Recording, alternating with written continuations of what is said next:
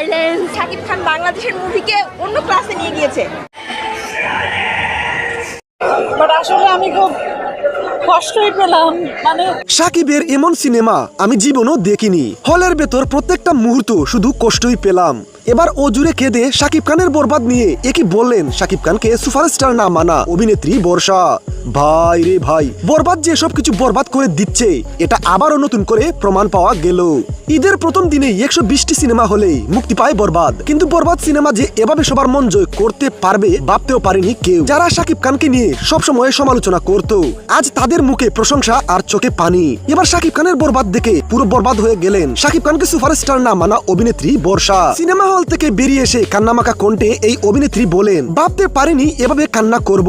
শাকিবের এমন সিনেমা আমি জীবনও দেখিনি। আমি শুধু হলে বসে প্রতিটি মুহূর্তে কেঁদেছি। ভালো সিনেমাকে তো ভালোই বলবো, এটা আমাকে অনেক কাঁদিয়েছে। শাকিব খান বরবাদে বেস্ট একটি অভিনয় করেছে। ভাই রে ভাই, বরবাদ দেখে অভিনেত্রী বর্ষার চোখে পানি দেখে বেশ অবাক হয়েছেন নেটিজেনরা। প্রিয় ভিউয়ার্স, ভালো অভিনয় দিয়ে যে সমালোচনাকারীদের মন জয় করা যায়, অভিনেত্রী বর্ষাই তার আসল প্রমাণ। তাই প্রিয় ভিউয়ার্স, বরবাদ দেখে আপনাদের কেমন লেগেছে লাইক কমেন্ট শেয়ার করে জানিন আপনার মতামত। সাইলেন্স। শাকিব খান বাংলাদেশের মুভিকে অন্য ক্লাসে নিয়ে গিয়েছে।